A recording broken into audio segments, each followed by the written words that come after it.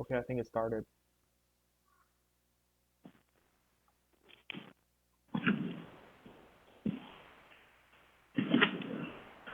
All right, hello. Today we're gonna go over the uh, wait, what year is it? 1990 chapter target problems. And if we have more time, we will go over the 1990 chapter team problems as well. So let's get started. A salesperson in a home appliance store is paid $50 per day plus $25 for each major appliance he sells. If the salesperson wants to earn at least $1,200 per week, 5 days per week, what is the minimum number of major appliances he must sell per week? Uh, so he's paid $50 per day, right? And he works 5 days per week. So his baseline pay without selling any major appliances would be 5 times $50 equals $250, right? That's with selling no appliances at all. And then he wants to make 1,200 per week, and it's asking how many appliances he have to sell per week, right? So you take the difference between what he wants and what he has, and that'll give you 950. And then you divide this by the cost of or the profit of each appliance that he sells to get how many he has to sell per week, right? And you can calculate this pretty easily. It'd be 38, right? Yes, it'd be So, 38. so one thing to keep in Uh, mind, if you're dividing something by 25, know that there's 425 and 100. So in this problem, in this case, all you have to do is multiply the 4 by 9 for the 900 and then add another 2. So 4 times 9, that's yeah, yeah, 36. And then add 2, that's 38. yeah. So you can think of 25 as like every 100 is 4 25s. So yeah, 4 times 9 plus the 50, which is 2. Okay, if the population of Rosebud is 6,000 and increases 5% per year, what will the population be at the end of 2 years? So, I mean, you only have 2 years, so you could just like calculate it without the formula stuff. So you could just do you start with 6,000, right? And then it increases 5% the first year. So you're gonna multiply or it's not. Yeah, okay. I mean, yeah, okay. So, the first year would be 1.05 times 6,000. So whenever you have an increase in percent by some amount, let's call that amount X, you would multiply your amount by 1 plus X over 100, right? So then X would be a decimal, and you have to have the 1 because that's like your base stuff.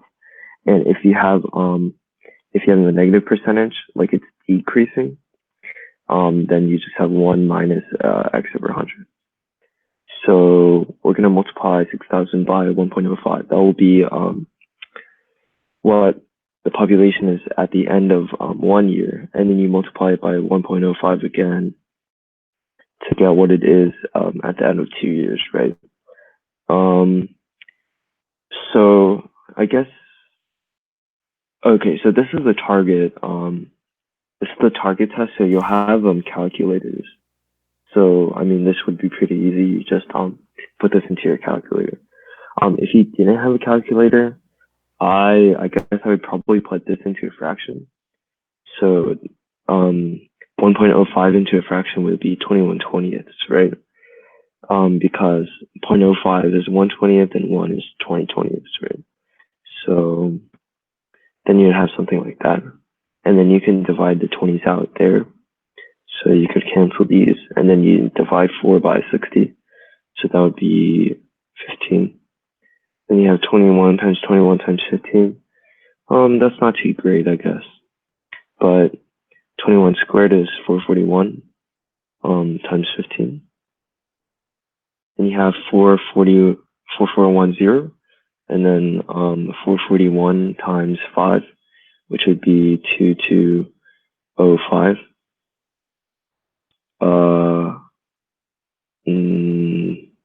Yeah, 2205, right? Yeah.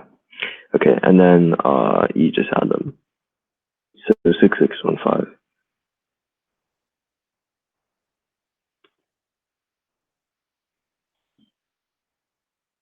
All right.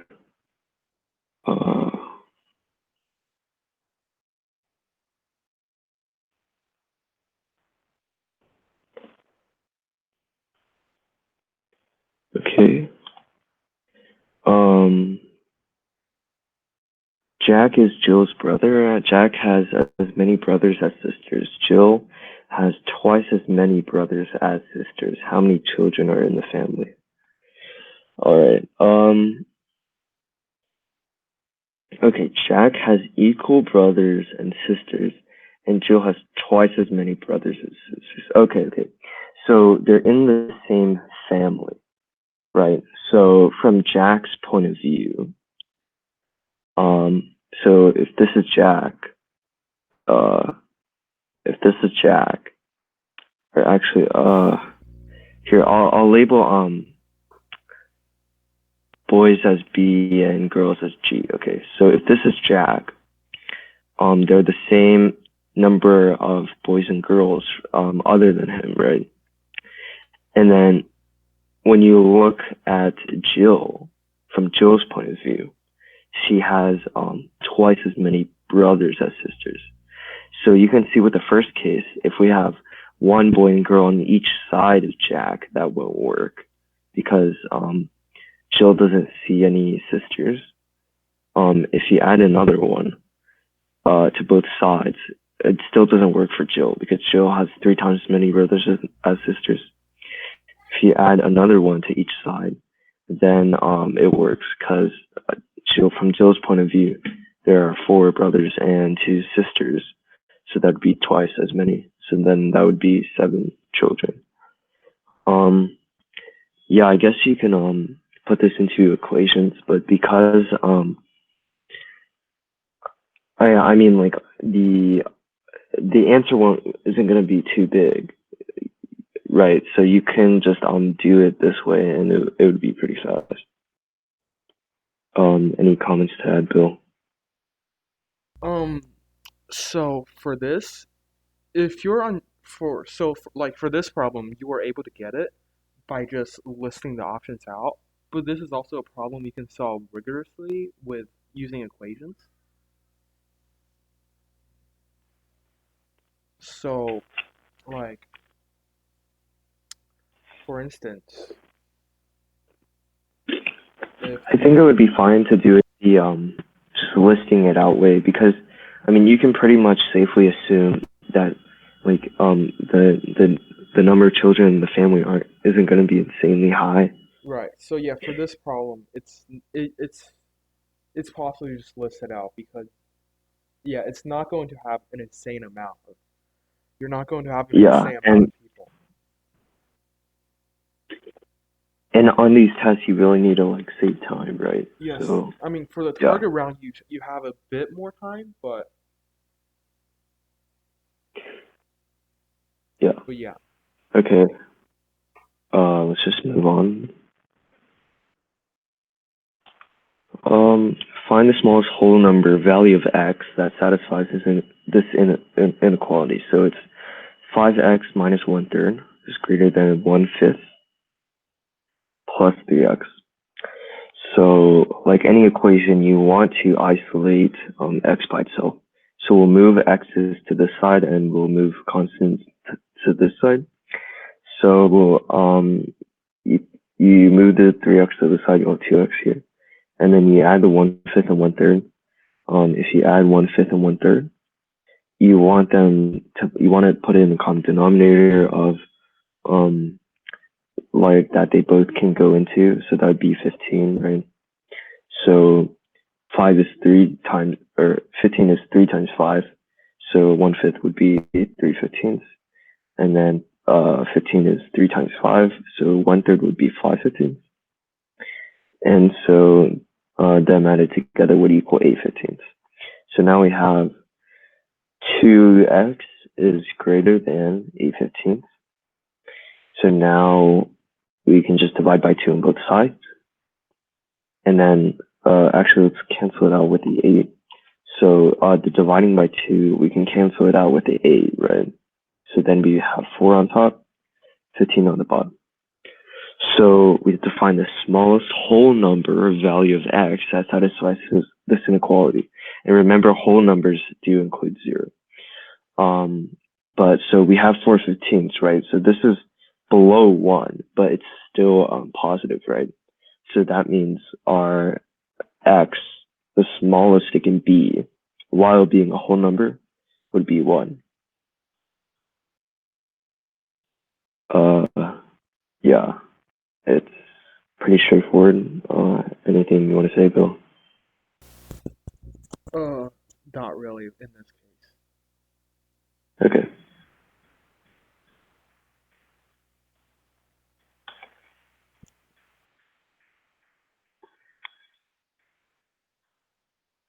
Two regular fair dice are rolled, and the sum of the dots on the upper faces is recorded. What is the probability that the sum is divisible by 4? Okay, another sum of 2 dice problem.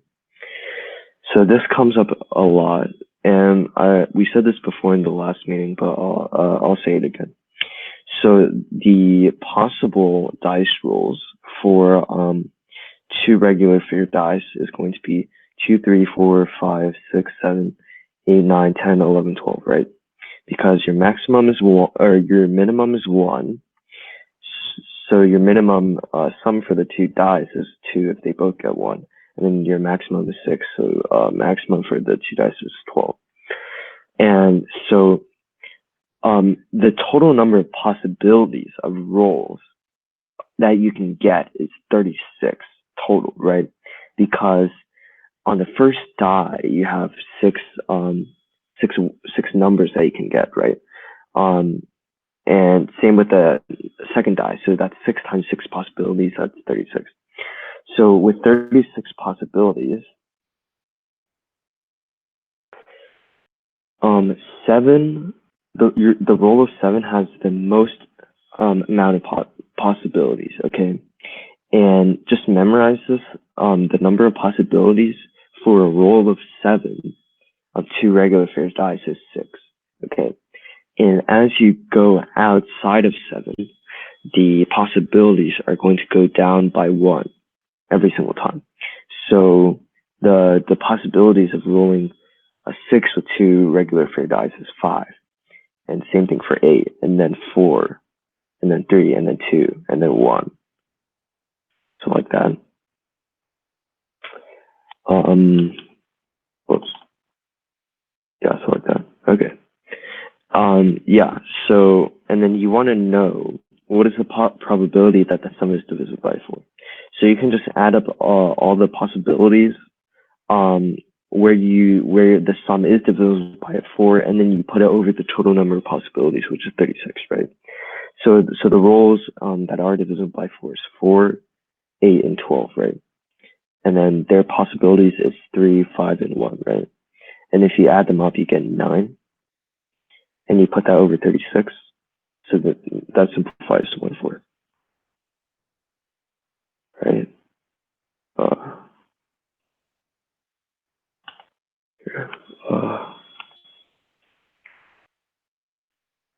Okay. A number has 3 distinct digits. The sum of the digits equals the product of the digits. How many 3-digit numbers satisfy this condition? Okay, I guess I would start this out by saying the digits are x, y, and z. So it says x plus y plus z equals x times y times z. And then we want to know the number of solutions to this equation. And so x can be in the set from 1 to 2 to all the way to 9. because it's the first digit, and Y and Z can be from 0, 1, 2 to 9 because they are a digit.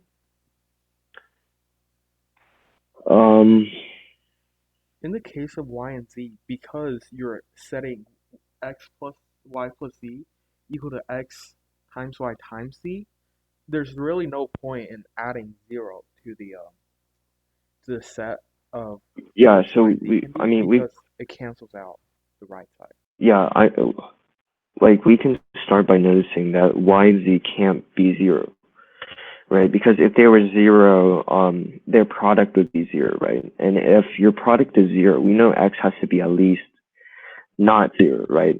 So if X is at least not 0, and then you add stuff to it, it can't equal 0, right? So Y and Z can't be 0. And then what do you do? Okay, well, one thing we can notice is X, Y, and Z are now symmetrical, right? So we ruled out 0, and now X, Y, and Z, you can't tell the difference between them, right? Because so they all come from the same set of numbers, and this equation is totally symmetric, right? So that means that means our number of solutions has to be or actually no. Okay, yeah. So basically, I mean, like if you get any solution that's like, I don't know, 1, 2, or 3, just know that you can like flip it around and get 3 more or 2 more solutions out of them. I guess that really doesn't help us. You're just looking for three numbers, x, y, and z, and the number are three distinct digits. So you're looking for three distinct numbers, x, y, and z. And then once you find three numbers that satisfy that equation, you can just reposition them to make the three-digit numbers. And since they're distinct for every combination of three numbers, because they're distinct, you have six. You can get six three-digit numbers. Okay, yeah. So it also says the digits are distinct, right? So they have to be different from each other. So because they are different from each other, now we know that our answer must be a multiple of 3, right? Like if you have any solution with 3 different digits, you can change it around because it's symmetrical to 2 more solutions. But do you have any ideas of actually getting the solutions other than like kind of brute forcing it? First, if you just look at it, you can already know like it can't be the numbers can't be overly large. Because if you get overly large, the product is gonna way overshoot the sum. Um,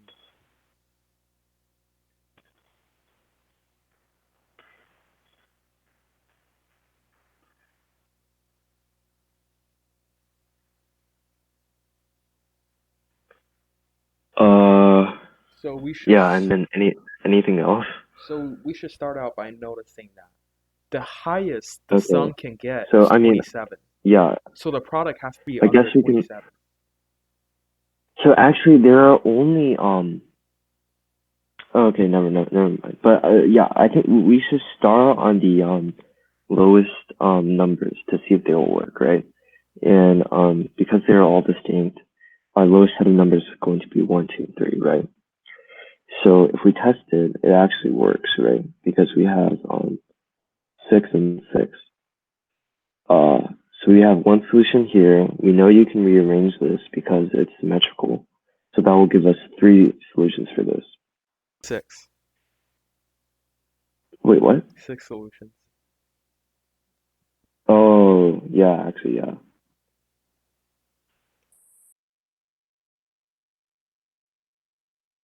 Yeah, you can arrange this in 3 factorial ways. Not 3, so that would be equal 6.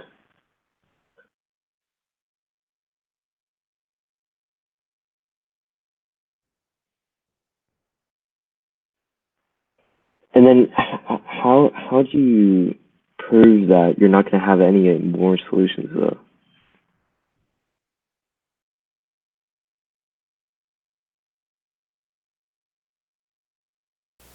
Okay, so think about it this way. If we add 1 to any of these numbers, actually no, so yeah, if we add 1 to any of these numbers, the product is going to increase more than the sum will, and that that holds true for the whole thing. If you add 1 if you add 1 to any of the numbers in this set, it will increase the product more than it will increase the sum. So since at this point the sum is already equal to the product, if we made any of these numbers larger, it will make the product larger than the sum. Yeah, yeah, that's a good point. So if you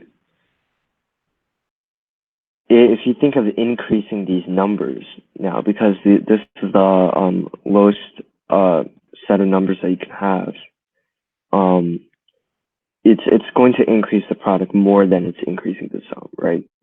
Um, yeah, you're increasing the sum by one, and then like if we increase 3 to 4, we had 6 before, and now we're gonna have 8.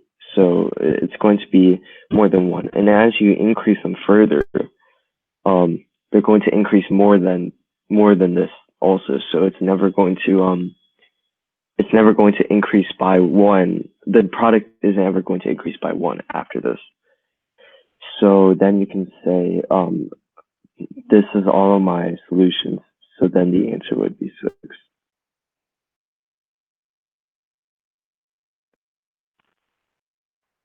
Um, so yeah, is there any better way to do this?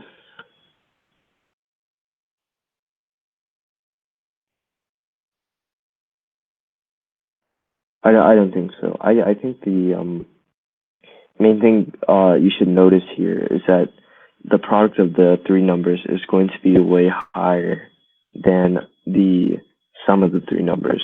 So realistically, you should only test like some of the lower numbers. Yeah. Okay. I guess we'll move on. Just erase this.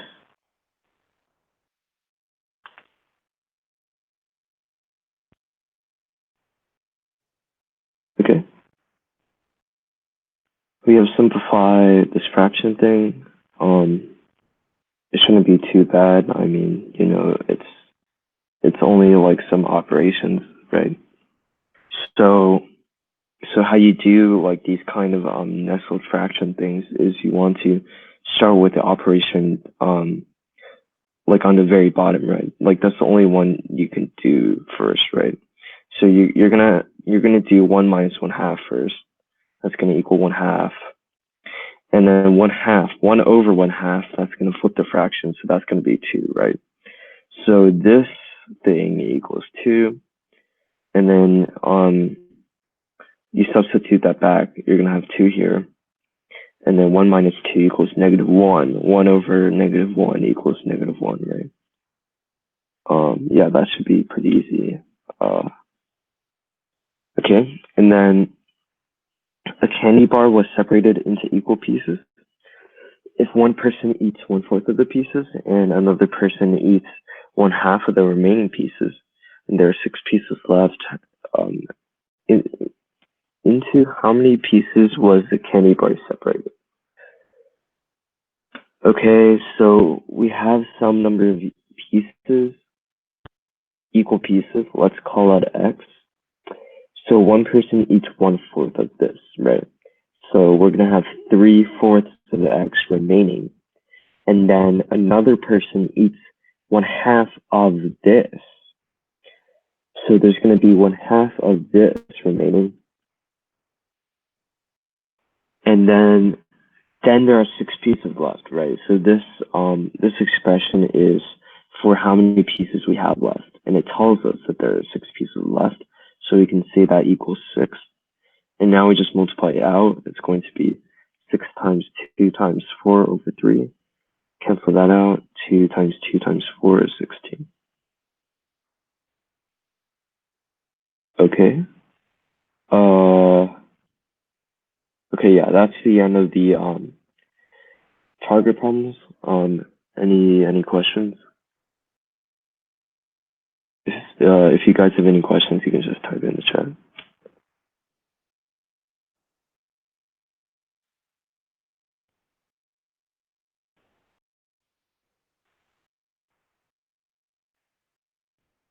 All right. I guess we'll just move on. So let's do the team problems now.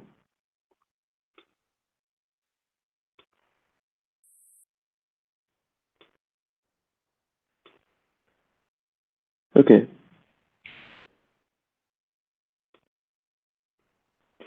So the home plate used in baseball can be produced by adding two isosceles triangles into a square as shown.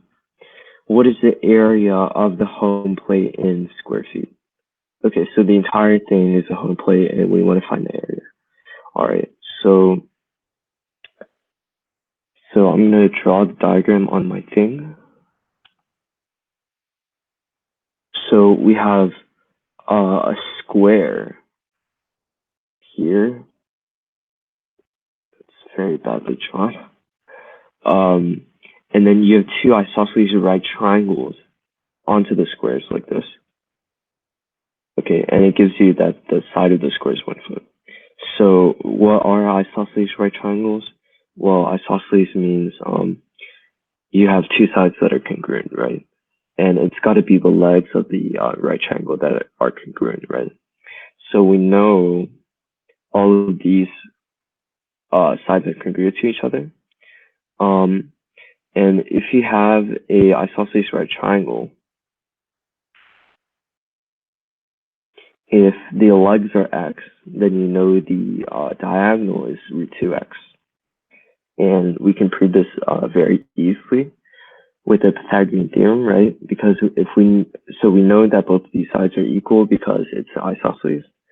And the Pythagorean theorem says that the square of this side is going to equal the square of this side plus the square of this side, right? So you have x squared plus x squared. Then you have 2x squared. So it's saying that the square of this side equals this side. So this side would equal the square root of this side. So that'd be root 2 times x. So this side is 1 foot from it being a square, right? And if this is like root 2x in our thing, we can get x this side by dividing this by root 2, right? So then on the sides of the isosceles right triangles would be 1 over root 2. Yeah. And then now you just want to get the area, right? So because these isosceles right triangles are the same, you can form them to make a square, right? Like put this over here. So then this square would have the area of this side squared, right? So that would be 1 over root 2 squared. And then the big square just has an area of 1 foot squared, right? So then this would be 1/2. This would be 1. That equals 3/2 square foot.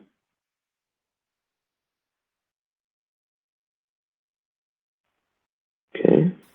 So, something to know here. For a square, if you know the diagonal of it, you can just, if you know the diagonal of the square, you don't have to particularly just go out of the way to find out one of the side lengths. You can just, you can square the diagonal and just divide it by 2 to find the area of a square if you only know the diagonal. Yeah, you can also do that. Yeah.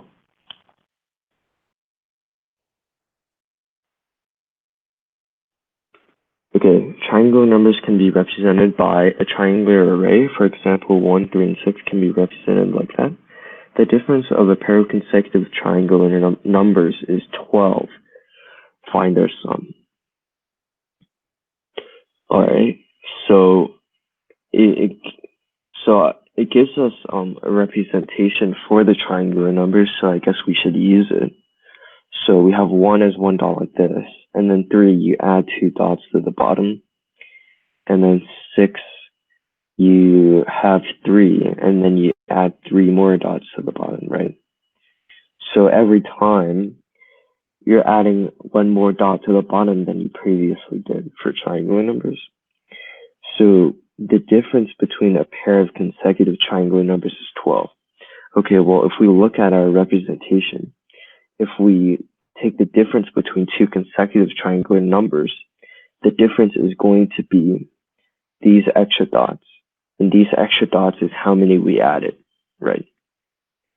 So when the pair of consecutive triangular numbers difference is 12, that means the base of the larger triangular number is going to have 12 dots, right?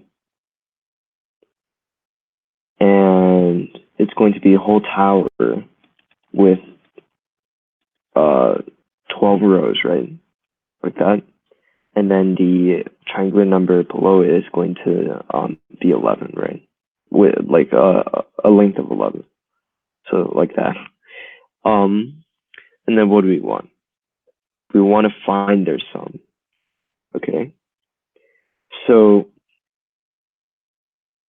if you look at this representation again, whenever you sum two consecutive triangular numbers, you get you get a square. Okay. So this shape fits exactly into this triangle, right? And that would form a square. And if we made a bigger one here,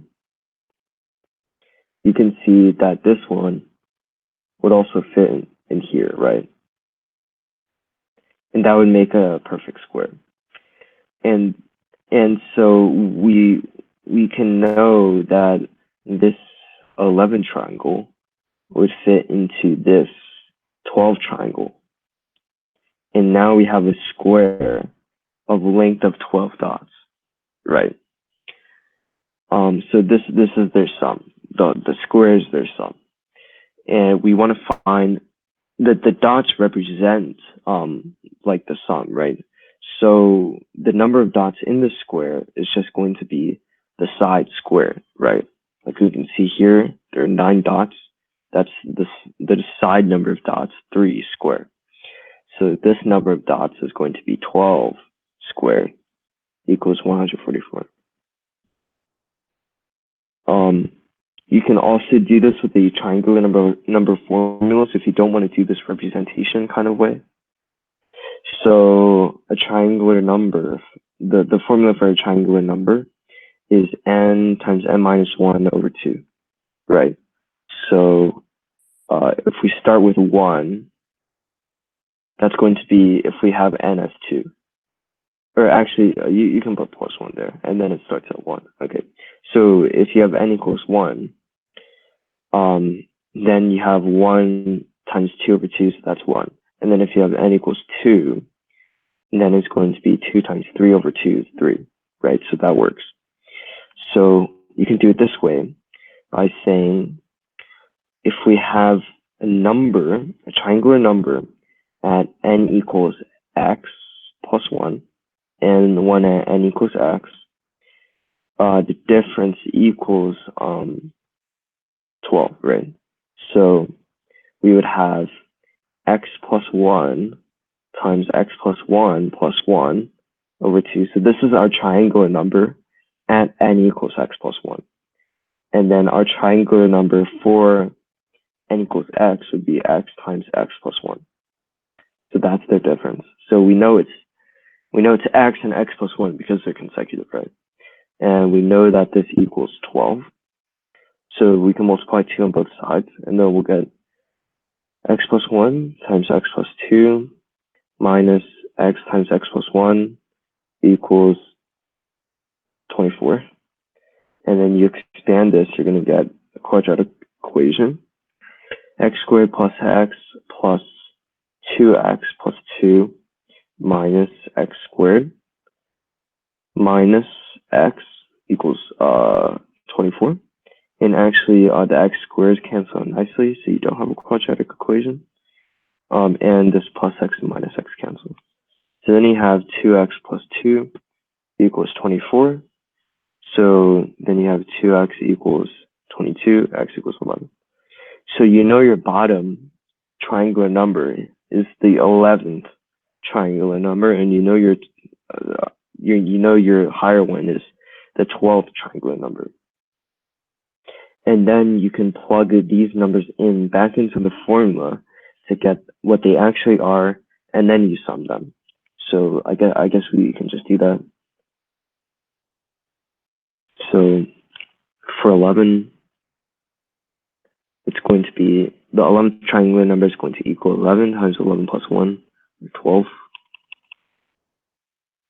over 2. And then the 12th triangular number is going to equal 12 times 13 over 2.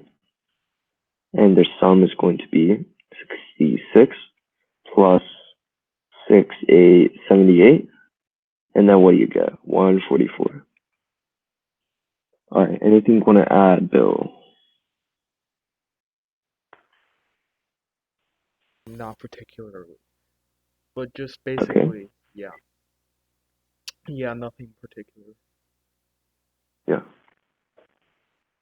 But yeah, you might want to remember that if you sum two consecutive triangular numbers, it equals the larger triangular number with its bottom base, or like with its base squared. Yeah. But I guess that only applies if you're thinking in representations. All right.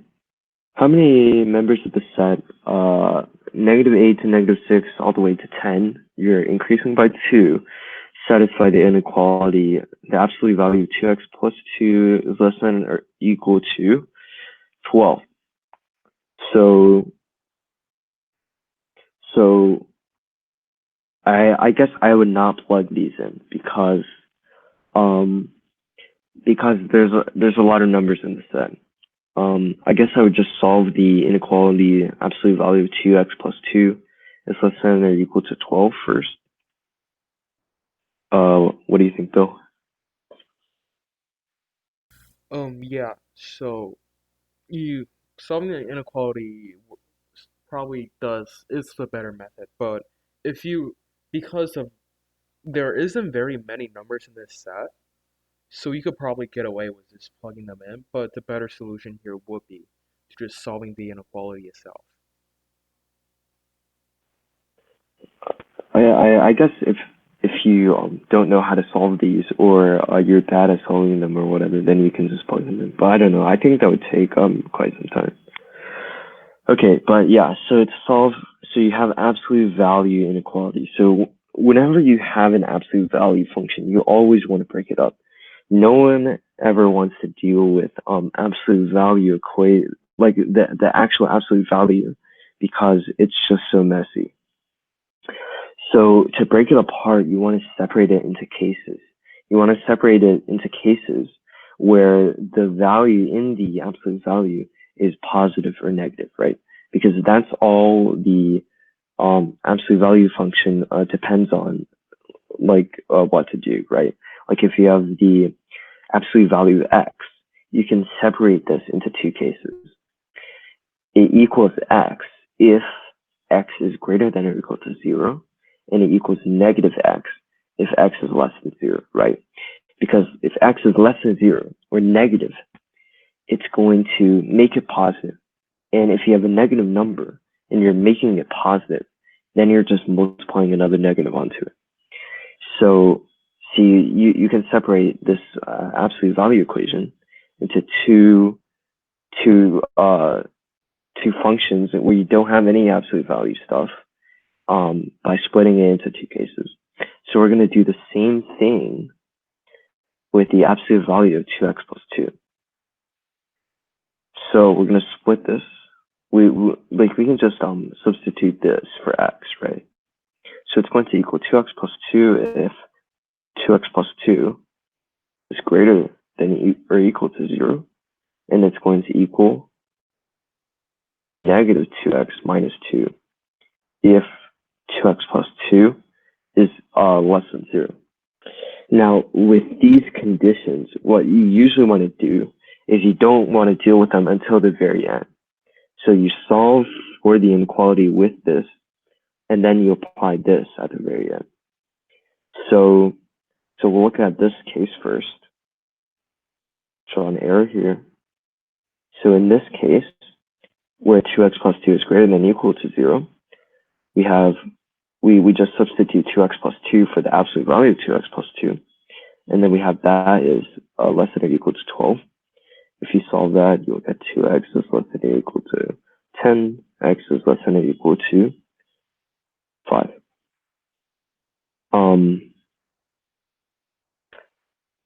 Okay, and then you can now at the end you want to apply your constraint that you had here, right? So for this solution, you have to have 2x plus 2 is greater than or equal to 0. And you should solve this for x as well. And let me go ahead and erase this so we have more room. So if you solve that, you'll get 2x is greater than or equal to negative 2. X is greater than, oh, okay, actually. No, never mind. Okay, never mind. So yeah, just divide by 2, yeah. So x is greater than or equal to negative 1. So in this case, our solution for x is less than or equal to 5, you also have to have x is greater than or equal to negative 1. So then you can see that there's a range for this, right? Our first range is going to be bracketed negative 1 to bracketed 5, right? Because then in this range, x would be less than 5 and greater than or equal to negative 1. Okay, let's solve for a second situation. So we're going to replace the absolute value of 2x plus 2 with negative 2x minus 2. This is going to be less than or equal to 12. And we will apply our constraint at the very end. Yeah, okay. So you have negative 2x is less than or equal to 14.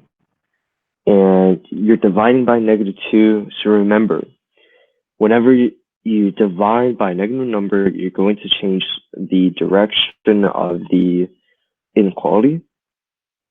So you're going to change this less than or equal to greater than or equal to.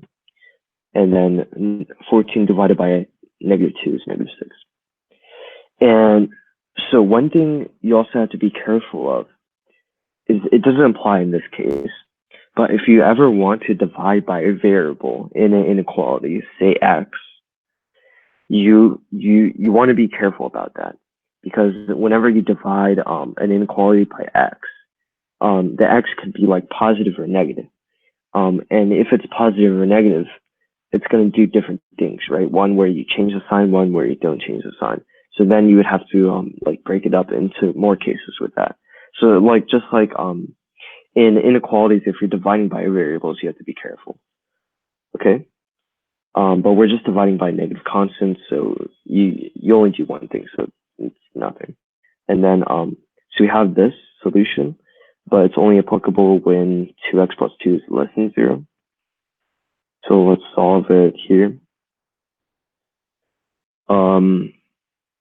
We're kind of running out of space, but 2x is less than negative 2, so x is less than negative 1. So then we have x is greater than or equal to negative 6 is a solution if and only if x is less than negative 1 as well. So we can put this into another interval notation thing. So it has to be less than negative 1. So parentheses here for negative 1. And then it has to be greater than or equal to negative 6, so we can have a bracket here. And then you can see we can just combine the interval notation solution, right? And that would give us a bracket from negative 6 all the way to 5, right? Because you have negative 1 for a solution here, it covers that up, and it goes all the way from negative 6 to 5. So now we just need to figure out how many times our list fits into that. So this would just be like a subset of our list. So it would be from -6, -4, all the way to 4. And you can just count how many of these there are. So, like, you can just count them 0 to 4. And then you're going to have -2, -4, -6. So this is 3, that's 3, so you're going to have 6. All right. Maybe that was a little bit slow, Yeah, so in actually. that case, yeah. But I mean, a lot of the steps in this, like we did it pretty like we did every step, but when you're Yeah, doing this, there are some like, steps yeah, you yeah, can just like skip over because like in here we were pretty thorough about every step. But when doing this, some of the steps you can do simultaneously, and that'll help save time. yeah, And in this case, yeah, there aren't very many problems in the set itself. So if you really wanted, you could have just plugged the numbers in. yep. Okay. Uh, we have 5 minutes left, so we'll work through a few more problems. Okay. Number 4 of 150 teachers examined at a clinic, it was found that 90 had heart trouble, 50 had diabetes, and 30 had both. How many of the teachers had neither heart trouble nor diabetes? Okay. So for this, I would put it into a Venn diagram. What do you think, Bill?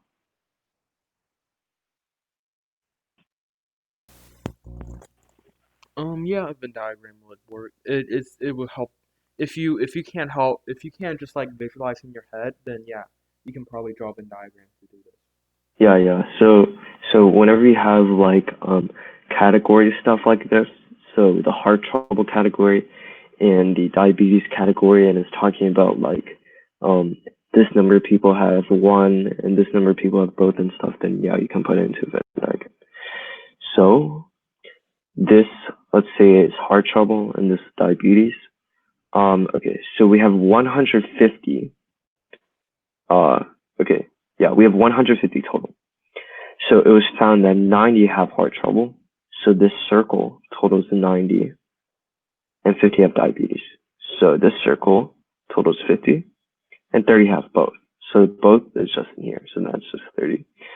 So right, if this circle is 50 and this section is 30, then this section must be 20, right?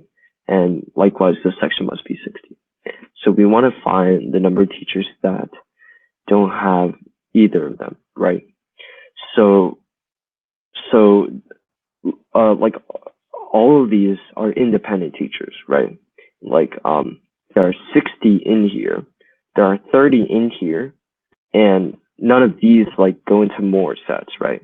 And there are 20 in here, like all of them are independent, right? So that means we can sum all these up to see how many teachers have like any of these conditions, right? And that would just be 110.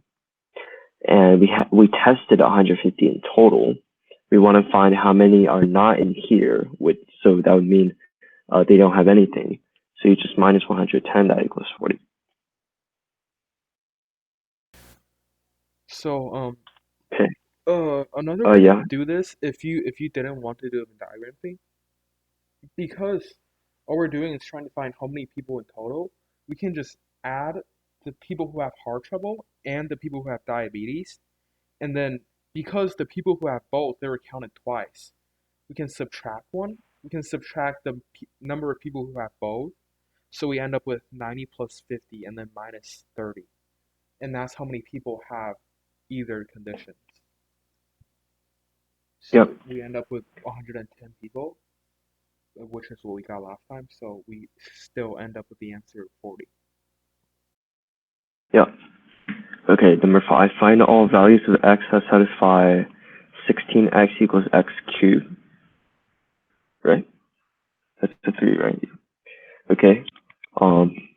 I mean, so you divide by x, correct?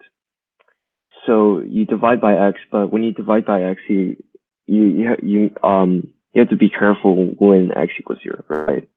So let's divide by x on both sides. And then, so we have this equation only when x is not equal to 0, correct? Because if x is equal to 0, we couldn't have divided by x in the first equation. So we can solve for the solutions of this, right?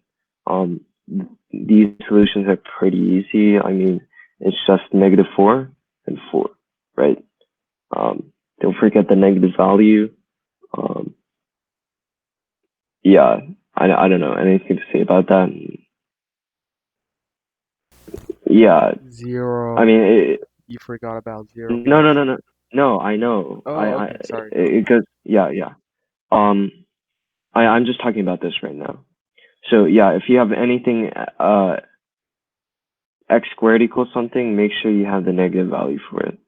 Okay, and then we know that this equation only applies when x does not equal to 0, right?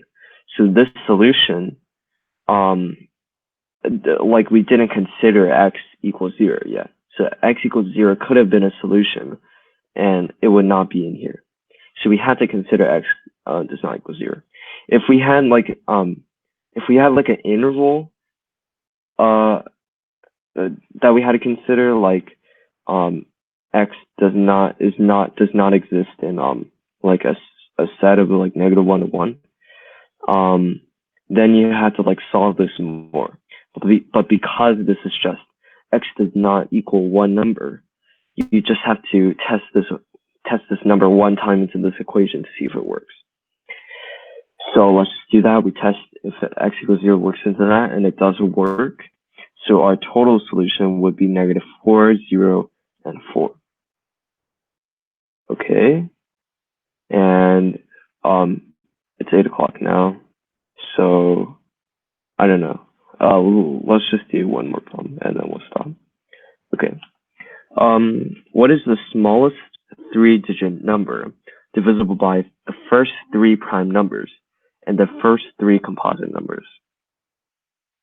Okay, so let's list out the first 3 prime numbers. That's going to be 2, 3, and 5. And the first 3 composite numbers is going to be 4, 6, and 8. Yep. And you want to find the smallest 3-digit number divisible by all of these. So basically, you want to find the GCF of all of these, right? And how you can do that is you can first prime factorize all of these. So that's 2 squared, that's 2 times 3, that's 2 to the third. And these are just prime, right? So they're their own prime factorization. So with GCF and your prime factorization, how you do it is you consider each prime that shows up, and you want to take the value that shows up the greatest. Okay. So it's like this. So you first consider a prime that shows up. So let's consider 2. Okay. So you look around and you see what is the highest power of 2 we have. That is 2 cubed. So we know our GCF must have 2 cubed in it. And well, we're basically working out what the prime factorization of our GCF is. And then you look at 3. What's our highest power of 3? Just 3. So 3. And then you look at 5. What's the highest power of that? Just 5. And we have no other primes. So the prime factorization of our GCF is this, and we can get it just by multiplying these, right? So that'd be 8 times 5 is 40 times 3 is 120. And it said it had to be a 3-digit number. It is. And it said it had to be the smallest, right? And because we found the GCF, it has to be the smallest, right? Yeah. Anything to add, Bill? Not really. I think that's good. All right. All right. So yeah, that'll be the end of our meeting. Any questions to ask us? All right. If not, you guys can just leave.